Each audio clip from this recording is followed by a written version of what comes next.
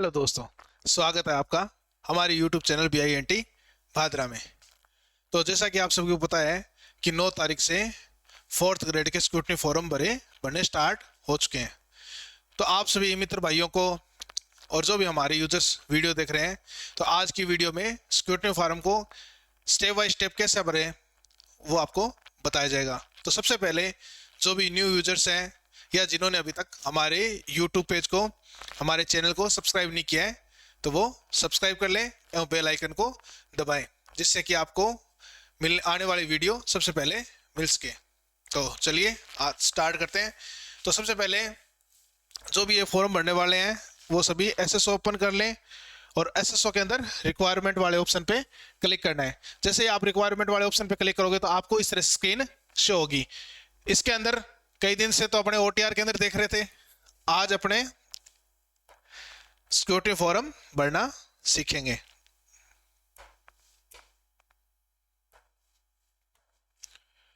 तो आप ये वाले स्क्रीन सामने आने के बाद आप सबसे पहले माई रिक्वायरमेंट पे क्लिक करोगे। ठीक है, माई रिक्वायरमेंट में क्लिक करने के बाद आपके पास इस तरह की स्क्रीन सामने आएगी। इसके अंदर एक ऑप्शन मिलेगा आपको, डिटेल स्क्रूटनी फॉर्म। इस पे आप क्लिक करोगे। जैसे ही आप इस पे क्लिक करोगे आपके पास इस तरह का पोर्टल शो होगा, जिसके अंदर लिखा हुआ है class for the employ direct requirement 2024। यहाँ पे आपको अप्लाई नाउ पे क्लिक करना है। ओके, यहाँ पे आप क्लिक करोगे। अप्लाई नाउ पे क्लिक करने के बाद आपको इस तरह से डिटेल्ड एप्लीकेशन फॉर्म का ऑप्शन आएगा। इसके अंदर आपको क्या करना है, यहाँ पे I have read and understood the above terms and agree to abide by them, यहाँ पे I agree करके और OK पे प्रेस करना है। जैसे अब आप OK पे क्लिक करोगे आपके पास इस तरह का एक पॉपअप और आएगा, जिसके अंदर भी क्या लिखा हुआ है, डिटेल्ड एप्लीकेशन फॉर्म। इसको भी आपको टिक मार्क करना है। I have read and understood the instruction related to detailed application form from below mentioned link. कहने का मतलब है अगर आप इस पे टिक मार्क करके ओके करोगे तो ओके नहीं होगा, पहले आपको इस लिंक पे क्लिक करना पड़ेगा। जैसे ही आप इस लिंक पे क्लिक करोगे तो एक फाइल ओपन होगी जिसके अंदर इंस्ट्रक्शन दिए हुए हैं, उनको आपको अच्छे से पढ़ना है। उसके अंदर जो जो बातें बताएगी उनका ध्यान रखना है, उसी के अनुसार ही आपको फॉर्म को फिलअप करना है। आपने जैसे फॉर्म को एक बार आधा सेव कर दिया और जब आप कुछ देर बाद दोबारा अगर ओपन करोगे तो ये पॉपअप आपके पास दोबारा भी सामने आएगा और दोबारा भी आपको इस पे क्लिक करना ही पड़ेगा, तब जाके ही ओके होगा। तो आप इस लिंक पे क्लिक करते हो तो क्या ओपन होता है, इस तरह का एक PDF आपके सामने ओपन होगी, जिसके अंदर सबसे पहले आवेदन शुल्क बताई गई है कि आवेदन शुल्क कितनी लगेगी, 100 रुपए। यहाँ पे सेट लिखा हुआ है कि 100 रुपए के पोस्टल ऑर्डर बनाना है, लेकिन आपको पोस्टल ऑर्डर वगैरह कुछ नहीं बनाना है। ये लाइन गलती से लिखी गई है। 100 रुपए ऑनलाइन फीस कटेगी, जो आप नेट बैंकिंग या debit card, credit card, barcode से काट सकते हो। ठीक है, इसके बाद इसमें कुछ नियम्स दिए हुए हैं, वो आप सारे पढ़ लेना। अभी कौन से पासपोर्ट साइज की फोटो चाहिएगी, नवीन चाहिएगी, पुरानी चाहिएगी, वो सारी चीजें आप पढ़नी है। आपको नवीन ही चाहिएगी, ध्यान रखना, पुरानी मत ले जाना। प्रमाण पत्र, कौन कौन से प्रमाण पत्र चाहिए, कितनी कितनी फोटोकॉपी लेनी है, सेल्फ अटेस्टेड सभी को करना जरूरी है, ये बात ध्यान रखना। जितनी भी फोटोकॉपीज लगाओगे सभी सभी क्या होनी चाहिए, सेल्फ अटेस्टेड। अपने पे लिंक पढ़ लिया, जो डायरेक्ट निर्देश दिए हुए वो अपने पढ़ लिए और ओके कर लिया। जैसे आप ओके करोगे तो पहला ऑप्शन खुलेगा बेसिक डिटेल। कौन सा ऑप्शन खुलेगा, बेसिक डिटेल का, जिसके अंदर सबसे पहले रोल नंबर भरे हुए मिलेंगे आपको, इसको आप चेंज नहीं कर सकते हो। आवेदन क्रमांक मिलेंगे, इसको भी आप चेंज नहीं कर सकते हो। मेरिट क्रमांक ये खाली आएगा ऑटोमेटिक, इसको भी आप कुछ नहीं भर सकते। विज्ञापन संख्या में आप चेंज नहीं कर सकते। उसके बाद पद कोड और क्रम संख्या का ऑप्शन दिया हुआ है। अब कई यहाँ पे क्या है, एसएमएस में भर जाते हैं भी क्या लिखे यहाँ पे। तो कई बार क्या, कई तरह की भर्तियां होती है जिसके अंदर कई पोस्ट दी होती है अलग अलग, उनका अलग अलग पद कोड दिया होता है। तो उसके अंदर आप विज्ञप्ति जो है उसके अंदर आप देख के फिलअप कर सकते हो।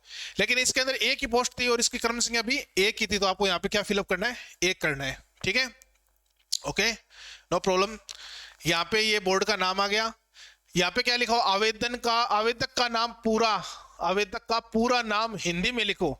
तो आपका जैसे नाम रमेश कुमार नाम है तो आपको यहाँ पे हिंदी में लिखना है रमेश कुमार। जैसे आप इस पे क्लिक करोगे तो आपके पास कीबोर्ड ओपन हो जाएगा, हिंदी का कीबोर्ड। उसके अंदर कै ख ग घ इस तरह से लगातार लिखा हुआ है।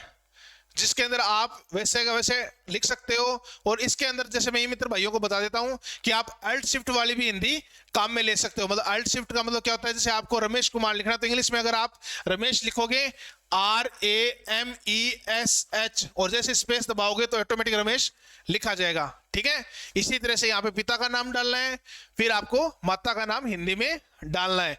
यहाँ पे इंग्लिश में जितने भी नाम है वो ऑटोमेटिक आ जाएंगे जो आपने फॉर्म में फिलअप किए थे। डेट ऑफ बर्थ भी आपकी ऑटोमेटिक आ जाएगी। विज्ञप्ति में निर्धारित तिथि को आयु मतलब 1 जनवरी 2026 को विज्ञप्ति के अनुसार आपकी कितनी आयु थी वो यहाँ पे ऑटोमेटिक फिलअप हो जाएगी। आपकी नागरिकता भारतीय है, नेपाली हो, भूटान से हो, वो भी ऑटोमेटिक जो आपने फिल किया वो आ जाएगी। आरक्षण वर्ग SC ST OBC जिससे आपने फॉर्म भरा है वो भी ऑटोमेटिक आ जाएगा। और आपके धर्म कौन सा है वो भी ऑटोमेटिक आ जाएगा। और वैवाहिक स्थिति आपने अगर अविवाहित फिलअप किया हुआ है तो यहाँ पे अविवाहित आएगा।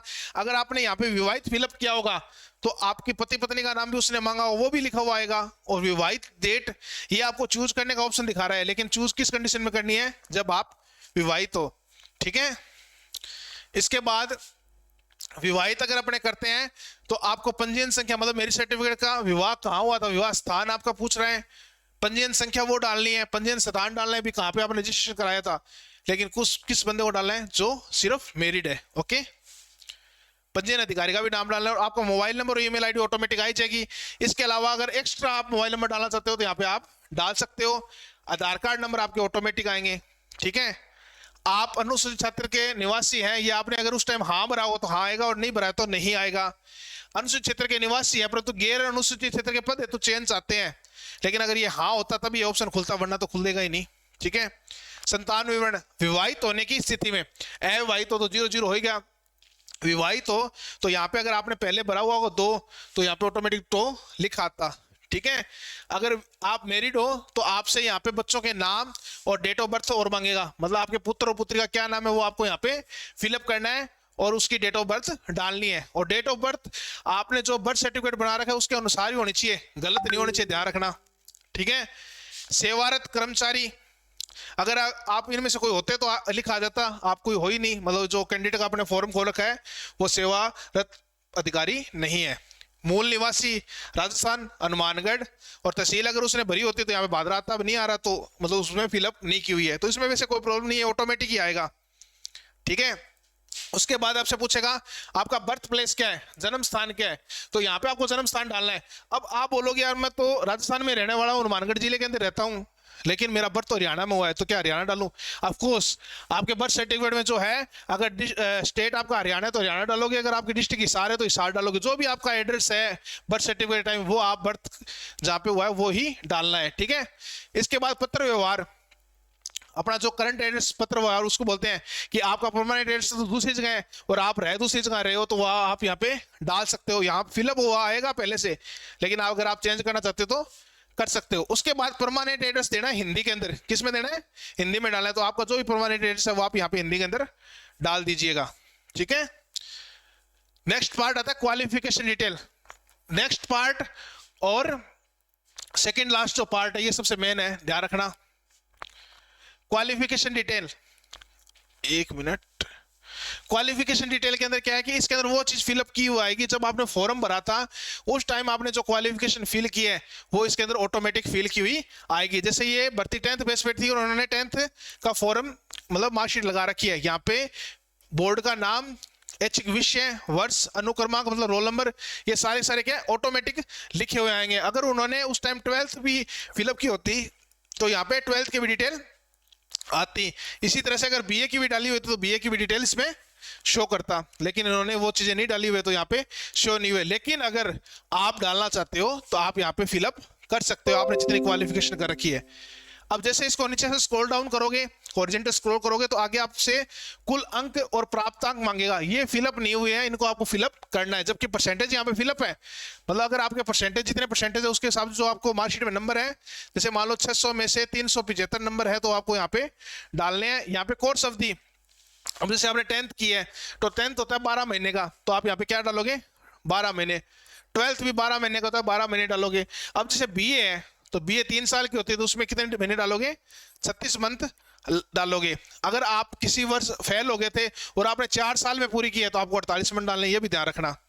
जितने साल में आपने पूरी की है ना नहीं सॉरी, कोर्स अवधि महीने में, कोर्स की अवधि जितनी है वही डालने, जैसे 3 साल की कोर्स अवधि है तो आप 36 महीने ही डालोगे, ठीक है। अब यहाँ पे जारी दिनांक, मार्कशीट के नीचे रिजल्ट डेट दिया होगा, रिजल्ट डेट आपको यहाँ पे डालनी है और यहाँ पे डॉक्यूमेंट अपलोड करने हैं। डॉक्यूमेंट का साइज 400 KB से ऊपर नहीं होना चाहिए, ध्यान रखना, ठीक है।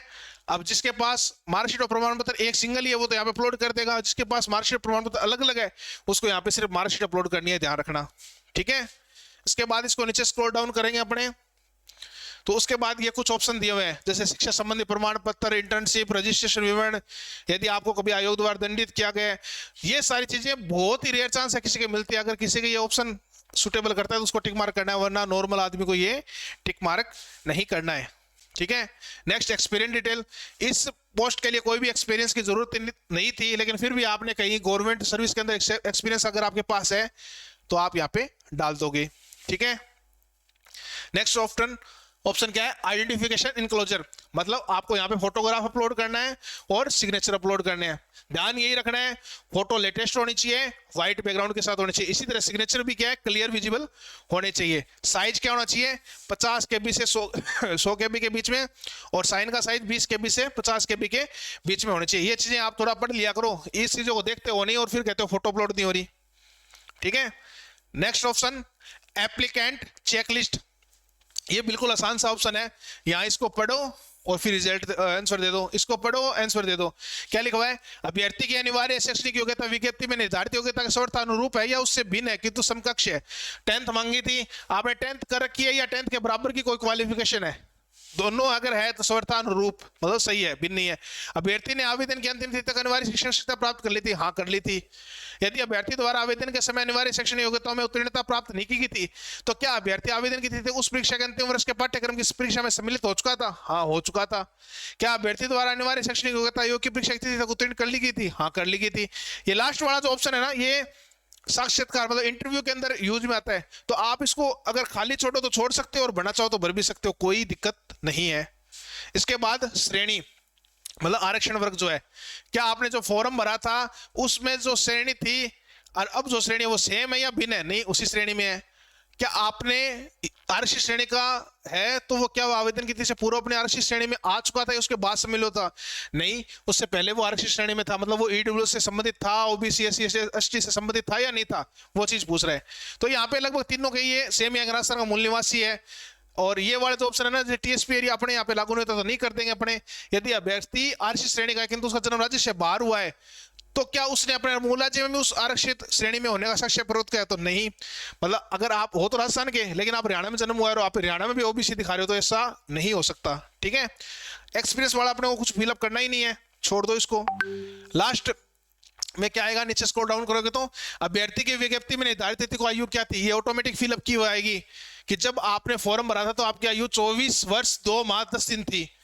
अब ये पूछ रहे हैं विज्ञप्ति अनुसार निर्धारित तिथि को आयु सीमा क्या थी, मतलब जब फॉर्म भर रहे थे तो उस टाइम मिनिमम एज क्या थी, 18 साल और मैक्सिमम क्या थी 40 साल। अब कई बोलेंगे कि यार उसने तो 42 साल के नहीं भी रखा है, तो उसको वो अलग से आरक्षण मिला है 5 साल का या 2 साल का, ठीक है। अब ये आरक्षण वाला ऑप्शन आ गया, देखो अधिकतम आयु सीमा में विविध श्रेणियों के लिए दे छूट का समय प्रावधान। अगर राजस्थान राज्य के अनुसूचित जाति जनजाति पिछड़ा वर्ग के पुरुष हैं उनको कितना छूट मिलेगी, 5 साल की। अगर उन्होंने छूट लिया तो टिक मार्क करेंगे वरना नहीं करेंगे। इसी तरह से महिला अगर है सी एस टी और ओबीसी की तो उसको 10 साल मिलेगी, अगर सामान्य वर्ग की महिला है तो उसको 5 साल। इसी तरह से विधवा के लिए कोई अधिकतम आयु ही नहीं है, वो चाहे 60 साल की हो तो ही बढ़ सकती है, मतलब कोई आयु नहीं है। इस तरह से ये सारी चीज आप पढ़ के इनका आंसर टिक मार्क कर सकते हो, अगर लागू हो तो, नहीं है तो छोड़ देना। नेक्स्ट और मेन पॉइंट, क्वालिफिकेशन डॉक्यूमेंट्स। अब इसके अंदर ये इतने सारे डॉक्यूमेंट्स दिखा रहे हैं, यहाँ पे क्या लिखा हुआ है देखो, उपाधि या प्रमाण पत्र मैट्रिक हाई स्कूल सेकेंडरी। अब जिसके पास अलग से प्रमाण पत्र है वो तो यहाँ पे प्रमाण पत्र अपलोड कर देना, लेकिन जिसके पास प्रमाण पत्र नहीं है और मतलब अलग से प्रमाण पत्र नहीं है, मार्कशीट और प्रमाण पत्र एक साथ ही आगे पीछे, तो वो पूरी मार्कशीट दोनों साइड से स्कैन करके अपलोड कर देना। इसी तरह से 12वीं की अगर डिटेल आपको डालनी है, यहाँ पे भी यही सेम चीज है। अगर प्रमाण पत्र अलग से मतलब मार्कशीट अलग प्रमाण पत्र अलग है तो प्रमाण पत्र डाल दोगे, और अगर मार्कशीट और प्रमाण पत्र दोनों एक साथ आगे पीछे तो दोनों साइड से स्कैन करके यहाँ पे अपलोड करोगे। इसके बाद क्या लिखा है, उपाधि ओब्लिक प्रमाण पत्र स्नातक। इसका मतलब क्या होता है, देखो उपाधि मतलब डिग्री। अगर किसी बच्चे के पास डिग्री आ चुकी है तो वहां पे डिग्री अपलोड कर सकता है, अगर डिग्री नहीं है और सिर्फ प्रोविजनल सर्टिफिकेट है तो वो प्रोविजनल सर्टिफिकेट भी कर सकता है। तो आप एक काम करना, अगर आपके पास डिग्री है तो आप डिग्री डाल देना, अगर डिग्री नहीं है और प्रोविजनल सर्टिफिकेट और मार्कशीट है तो वो चारों चीजें डाल देना, तीनों मार्कशीट और प्रोविजनल सर्टिफिकेट। यही सेम चीज अगर एमएम कॉम अगर आपने कर रखी है डालना चाहते हो तो वो डाल सकते हो, लेकिन ये कोई कंपलसरी नहीं है, ये भी ध्यान रखना, ये जरूरी है कि 10th बेस था, लेकिन अगर आपके पास 10th और 12th है तो आप जरूर अपलोड करें, ठीक है। इसके बाद चरित्र प्रमाण पत्र, इसको यहाँ से ये अपलोड नहीं करना है। अगर किसी तरह के एनओसी आपके पास मतलब सरकारी लगे हुए थे, वहां से जॉब छोड़ के आप एनओसी लेके आए हो नॉन ऑब्जेक्शन की, वो यहाँ पे आपको अपलोड करने चाहते हो तो कर सकते हो। अब किस तरह से अपलोड करनी है वो भी मैं आपको थोड़ा सा बता देता हूँ। यहाँ से अपने स्टार्ट करते हैं। देखो पहले 10वीं के यहाँ पे क्या लिख रखा है, जारी क्रमांक व दिनांक। तो अगर आपको प्रमाण पत्र अलग है, उसके ऊपर जो सीरियल नंबर दे रखा है वो आप यहाँ पे डाल दोगे और डेट डाल दोगे। अगर आपके मार्कशीट और प्रमाण पत्र एक ही है तो उसके ऊपर जो सीरियल नंबर है और उसकी जो डेट है वो यहाँ पे आपको डालनी है। अब ये संलग्न संख्या, यहाँ पे भी कई लोगों की दिक्कत रहती है। संलग्न संख्या मतलब ये नहीं है कि आप यहाँ पे जैसे 2 डॉक्यूमेंट डाल रहे हो तो यहाँ पे संलग्न संख्या 2 रख ली है। यहाँ पे वो डॉक्यूमेंट की सीरीज है कि सबसे पहले आपने जैसे 1 नंबर डॉक्यूमेंट लगाया, फिर 2 नंबर, फिर जैसे आपने 3 डॉक्यूमेंट लगा लिए, 2 और 3 क्या होते हो गए 5, वो चीज यहाँ पे डालनी है, ठीक है। इसी तरह से 12वीं का भी हो जाएगा, बीए के अंदर भी वो सीरियल नंबर वो चीज लिखे और डेट लिखे आप डाल सकते हो। जैसे यहाँ पे एक मार्कशीट 12वीं की लगाई तो 2 नंबर हो गया। यहाँ पे आपने बीए की जैसे 4 मार्कशीट लगा दी तो यहाँ पे 2 और 4 कितना हो गया 6 हो गया। एमए की जैसे 3 लगा दी तो यहाँ पे 6 और 3 9 हो गया। इस तरह से नंबर्स लगेंगे। जैसे मैंने बताया था चरित्र प्रमाण तो यहाँ से छोड़ना है, और अनापत्ति प्रमाण पत्र अगर है तो डाल सकते हो वरना नहीं डालना। उसके बाद मूल निवास का ऑप्शन है, ये डालना जरूरी है आपको, ठीक है। तो यहाँ पे आप क्या डालोगे, जारी क्रमांक, तो यहाँ पे लिखने हैं आपको टोकन नंबर। अब जैसे उसके अंदर ऊपर रजिस्टर्ड नंबर होते हैं और नीचे नीचे क्या दिया होता है टोकन संख्या, तो आपको यहाँ पे टोकन संख्या डालनी है और जारी क्रमांक की जो डेट है मतलब मूल्य जब जारी हुआ है वो डालना है, और वो संख्या मैं जैसे आपको बता रहा हूँ उस तरह से आपको डालनी है। यहाँ पे फेच का ऑप्शन मिलेगा आपको, क्या मिलेगा, फेच का ऑप्शन दिया जाएगा। 1 मिनट, एक बार में